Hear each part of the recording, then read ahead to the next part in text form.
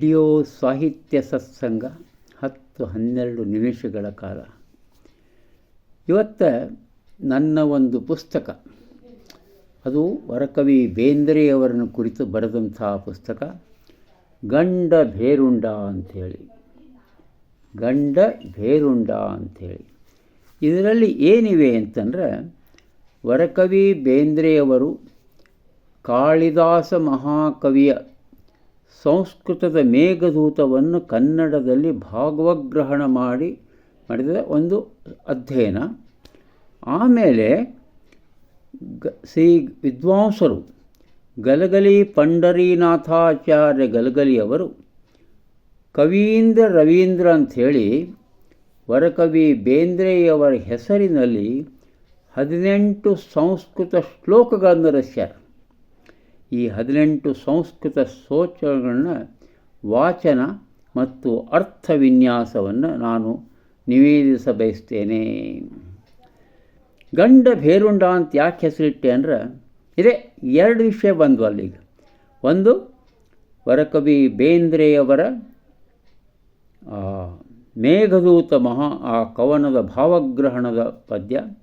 ಎರಡನೆಯದು ಪಂಡರೀನಾಥಾಚಾರ್ಯ ಗಲಗಲಿಯವರ ಕವೀಂದ್ರ ರವೀಂದ್ರ. ಹೀಗೆ 2 ವಿಷಯಗಳು ಈ ಪುಸ್ತಕದಲ್ಲಿ ನಿರೂಪಿತವಾಗಿವೆ. ಇದಕ್ಕಾಗಿ ಇದಕ್ಕೆ ಗಂಡ ಭೇರುಂಡ ಅಂತ ನಾನು ಹೆಸರಿಟ್ಟಿದ್ದೇನೆ. ಇದು ಆಮೇಲೆ ಈಗೇನಾಯಿತು ಅಂತಂದರೆ, ನಮ್ಮ ಮಹಾನ್ ವಿದ್ವಾಂಸ ಪಂಡರೀನಾಥಾಚಾರ್ಯ ಗಲಗಲಿಯವರು 18 ಶ್ಲೋಕಗಳನ್ನು ರಚಿಸಿದ್ದಾರೆ ಬೇಂದ್ರೆಯವರನ್ನು ಕುರಿತು. ಆಗ ಈ ಇಡೀ ಪುಸ್ತಕವನ್ನು ನಾನು ಬರೆದು ಚೆಂದಾಗಿಟ್ಟಾಗ ನನ್ನ ಆತ್ಮೀಯ ಮಿತ್ರ ಬೆರಳಚ್ಚು ಮಾಡಿದಂಥ ನಮ್ಮ ಆತ್ಮೀಯ ಮಿತ್ರ ಶ್ರೀ ನಾಗರಾಜ್ ಡಿ ಮೆಜೆಸ್ಟಿಕ್ನಾಗಿರ್ತಾರೆ. ಅವರು ಚೆನ್ನಾಗಿ ಇದನ್ನು ಅಡ್ಜಸ್ಟ್ ಮಾಡಿ ಬರೆದು ಮಾಡಿ ಇದನ್ನೆಲ್ಲ ಅವರು ಸಂಕಲಿಸಿದ್ದಾರೆ. ಅವರಿಗೆ ಹೃತ್ಪೂರ್ವಕ ಕೃತಜ್ಞತೆಗಳು. ಅದರಂತೆ ವಂಶಿ ಪ್ರಕಾಶ್ ಅವರು ಸಹಿತ ಇದನ್ನು ಪ್ರಕಾಶನಗೊಳಿಸಿದ್ದಾರೆ. ಆಮೇಲೆ ಇಷ್ಟೆಲ್ಲ ಆಯ್ತಲ್ಲ, ಈ ಕವೀಂದ್ರ ರವೀಂದ್ರ ಸಂಸ್ಕೃತ 18 ಶ್ಲೋಕಗಳು ನನಗೆ ಹೆಂಗೆ ಸಿಕ್ಕು? ಬೇಂದ್ರೆ ರಾಷ್ಟ್ರೀಯ ಸ್ಮಾರಕ ಟ್ರಸ್ಟ್ ಏನಿತ್ತು, ಆವಾಗ ಅವರೊಂದು ಪುಸ್ತಕವನ್ನು ಪ್ರಕಟ ಮಾಡಿದರು. ಆ ಪುಸ್ತಕದ ಹೆಸರು ಕವಿಯ ಕಂಗಳಲಿ ವರಕವಿ ಅಂಥೇಳಿ ಒಂದು ಪುಸ್ತಕವನ್ನು ಪ್ರಕಟ ಮಾಡಿದರು. ಕವಿಯ ಕಂಗಳಲಿ ವರಕವಿ ಅಂಥೇಳಿ ಒಂದು ಪುಸ್ತಕವನ್ನು ಪ್ರಕಟ ಮಾಡಿದರು 2013ರಲ್ಲಿ. ಅದರ ಸಂಪಾದಕರು ಕಿರಣ್ ನೀ ತೋಟಗಂಟಿ ಅಂತ ಮಹನೀಯರು. ಆದರೆ ಅದಕ್ಕೆ ಪ್ರೇರಕರು ಆಗ ಅಧ್ಯಕ್ಷರಾಗಿದ್ದಂಥ ಸಾಹಿತಿ ಶ್ರೀ ಶ್ಯಾಮಸುಂದರ ಬಿದರಕುಂದಿಯವರು.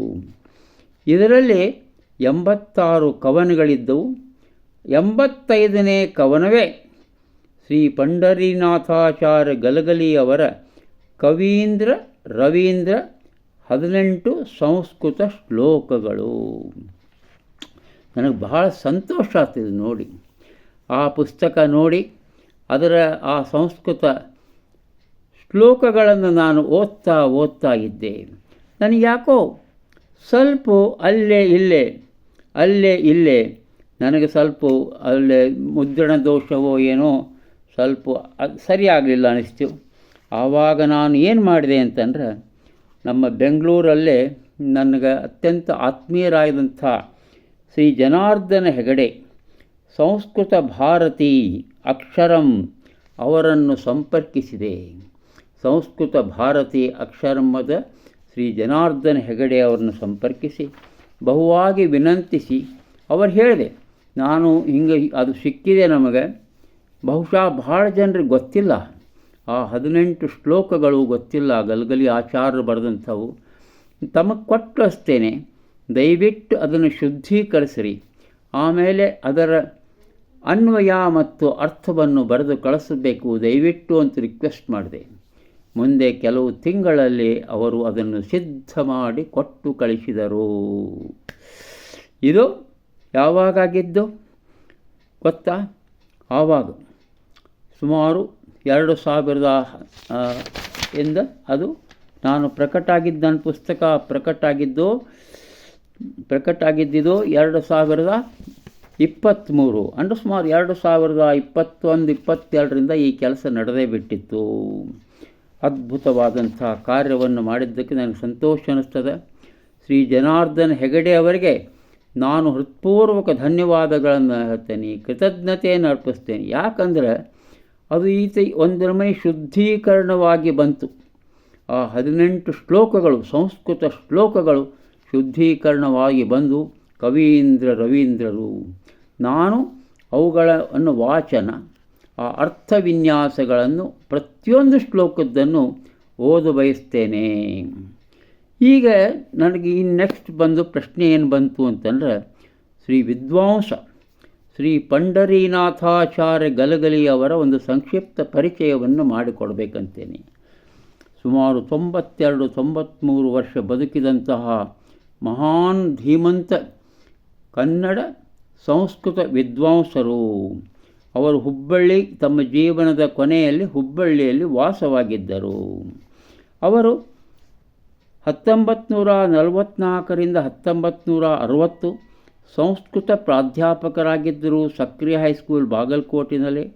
1960ರಿಂದ ಗದಗಿನಲ್ಲಿ ಶ್ರೀ ವೀರನಾರಾಯಣ ಪಾಠಶಾಲೆಯನ್ನು ನಡೆಸ್ತಾ ಇದ್ದರು. ಇಷ್ಟೇ ಅಲ್ಲ, ಆವಾಗ ಅನೇಕ ಪುಸ್ತಕಗಳನ್ನು ಬರೆಯೋದು, ಪ್ರಕಟ ಮಾಡೋದು ಪ್ರಾರಂಭವೇ ಆಗಿತ್ತು. ಮಹಾನ್ ದೊಡ್ಡ ವಿದ್ವಾಂಸರಲ್ಲವೇ ಅವರು ಪಂಚಾಮೃತ ಅಂಥೇಳಿ ಒಂದು ಕನ್ನಡ ಸಂಸ್ಕೃತ ಮಾಸಪತ್ರಿಕೆಗಳನ್ನು ಸಹ ಕೆಲವು ವರ್ಷ ನಡೆಸಿದರು. ಅದನ್ನು ನಾವು ಎಲ್ಲ ನೋಡಿದ್ದೆ, ಅದನ್ನು ನಾನು ಕಣ್ಲೆ ಓದಿದ್ದೆ ಎಷ್ಟೋ ಸರಿ. ಆಮೇಲೆ ಅವ್ರು ಏನು ಮಾಡಿದ್ದಾರೆ, 22 ಸಂಸ್ಕೃತ ಗ್ರಂಥಗಳನ್ನು ರಚಿಸಿದ್ದಾರೆ, 21 ಕನ್ನಡ ಗ್ರಂಥಗಳನ್ನು ರಚಿಸಿದ್ದಾರೆ. ಆಮೇಲೆ ಮುಖ್ಯ ನೋಡಿ, ಪುರಾಣಗಳು 24 ಪುರಾಣಗಳು, ಶ್ಲೋಕಗಳು ಇವು ಬೇರೆ.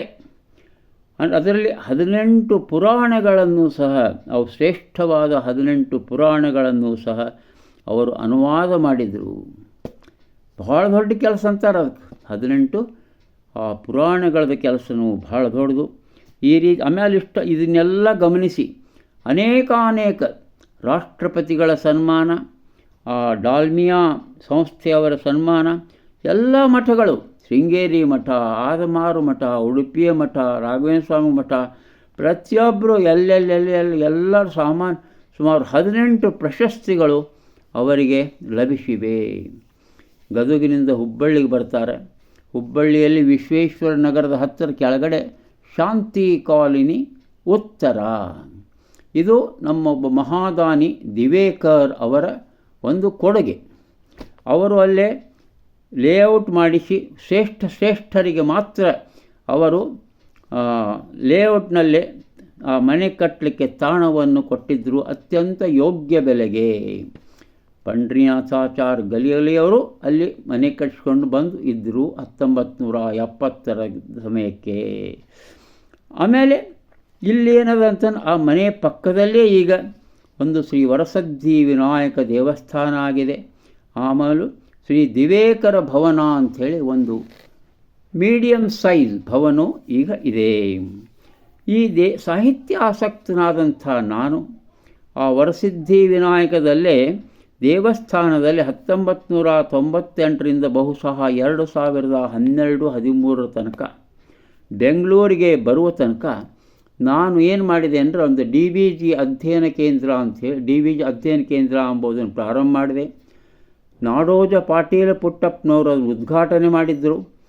ಆಮೇಲೆ ಆವಾಗ ನಾನು ನಮ್ಮಲ್ಲಿಯೇ ವಾಸವಾಗಿದ್ದಂಥ ನಮ್ಮ ಸಂಸ್ಕೃತ ಇನ್ನೊಬ್ಬರು ಮಹಾನ್ ವಿದ್ವಾಂಸರು, ಸಂಸ್ಕೃತ, ಕನ್ನಡ, ಮರಾಠಿ, ಇಂಗ್ಲೀಷ್ ಇವೆಲ್ಲಗಳ ವಿದ್ವಾಂಸರಾಗಿದ್ದ ಶ್ರೀ ಶ್ರೀನಿವಾಸ ತೋಫ್ಖಾನಿಯವರ ಮಾರ್ಗದರ್ಶನದಲ್ಲಿ ನಾನು ಅಲ್ಲಿ ಸಾಹಿತ್ಯ ಸತ್ಸಂಗ ಅಂತ ಒಂದು ಕಾರ್ಯಕ್ರಮ ಮಾಡ್ತಾಯಿದ್ದೆ.